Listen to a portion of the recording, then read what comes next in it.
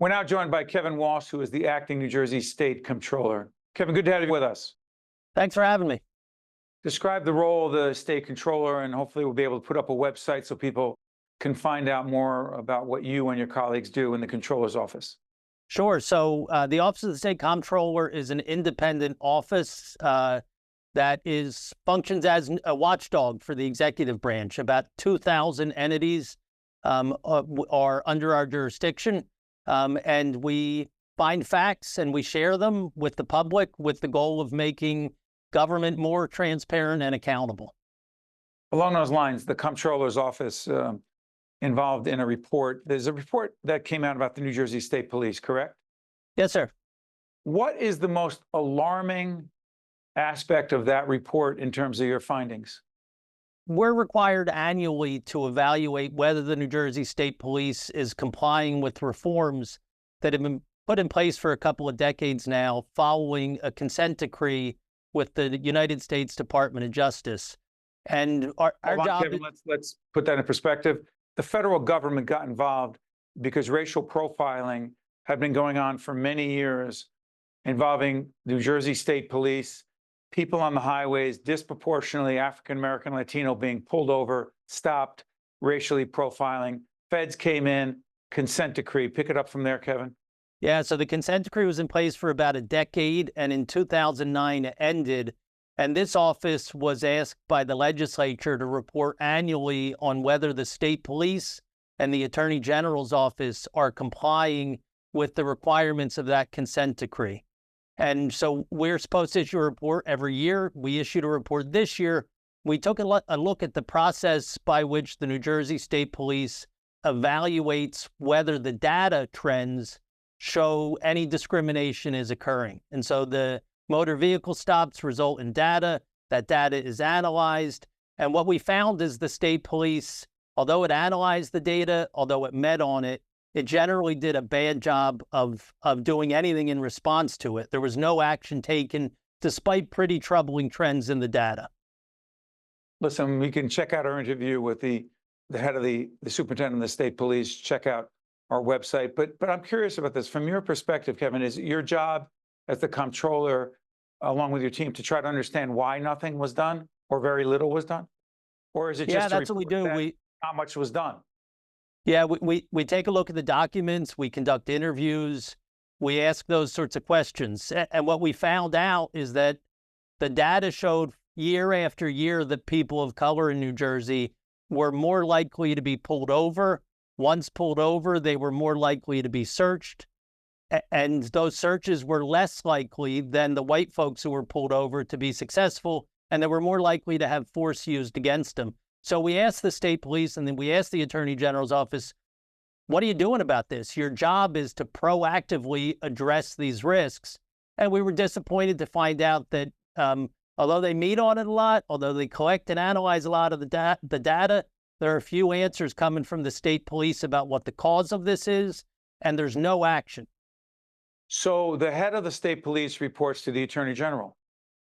That's right. Who's responsible for the lack, from your perspective, the lack of progress, the lack of improvement over the fact that New Jersey has this long history of racial profiling, and your report showed what it did. Who's responsible? It's a really multi-layered problem that has been developing for more than a decade. And so there's a lot of people who are responsible. Multiple systems, it seems, have broken down. My sense is that there's sort of been a collective shrug of the shoulders at the state police from very high-ranking people who are responsible for advising the superintendent on these things. But in the Attorney General's office, they were asking the right questions. They asked the right questions year after year, meeting after meeting, and they didn't get any answers. And so it is an issue that we have asked the state police and the Attorney General's office by August to report back to us what they're going to do, because we made a commitment as a state that our highways will be free of discrimination. And thus far, we're not doing everything we can to keep that commitment. The Comptroller's office, is it your job to examine not just state government, but every level of government? Because you had very specific things to say about certain public officials and certain local governments across the state and how you felt they spent state dollars as it relates to COVID. So it's not just state government, it's other governments as well who receive state dollars? Yeah. Our job is to oversee the entire executive branch, to uncover the facts and to report on them and to make recommendations for improvement. And so that applies to the smallest water commission and sewer authority all the way up to the largest state agency. And as an independent agency, we report the facts independently. But the work we do, it's my decision usually as to what we focus on.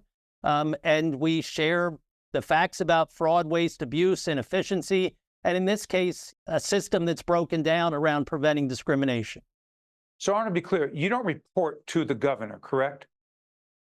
We're independent, and so the governor does not tell us what to do. We literally send our reports to the governor and to the legislative leadership, but as an independent agency, the governor's office doesn't tell us what to do. We've been empowered under law to act independently on behalf of the residents and taxpayers of New Jersey. So you don't have a boss who is the governor. See, the Attorney General is independent, but the Attorney General is appointed by the governor. You are appointed by the governor. But you don't report to the governor. Like the Attorney General. Okay. So do you got about a minute left. Do you care, Kevin, who gets peeved, what you and your colleagues conclude, what your reports, your research, your findings, what your findings are? Do you care what anyone thinks about your conclusions and reports? Yeah, I'd like the residents of New Jersey to know that we're reporting the facts in a straightforward way, in an independent way. But upsetting folks sometimes, Steve, that is a part of being the watchdog, and I'm proud to do that job on behalf of the residents of the state. Kevin Walsh is the acting New Jersey State Comptroller. Kevin, thank you very much. We appreciate you joining us. Thank you. I'm Steve Adubato. Thank you so much for watching. We'll see you next time. State of Affairs with Steve Adubato is a production of the Caucus Educational Corporation, celebrating 30 years in public broadcasting.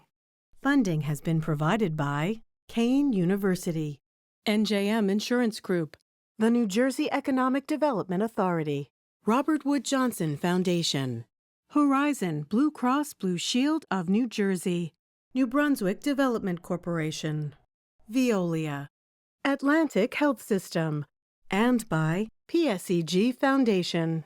Promotional support provided by Insider NJ and by NJ Biz. To watch more State of Affairs with Steve Adubato, find us online and follow us on social media.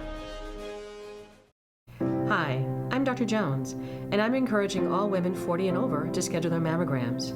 Mammograms detect breast cancer early when it's easiest to treat. As a woman of color, I know the incidence of breast cancer, including the most aggressive type, triple negative, is higher for us, and we're often diagnosed later when treatment is more difficult. So it's important to start annual screenings at age 40. Please don't skip your mammogram. Schedule yours today and ask all the women in your life to schedule theirs.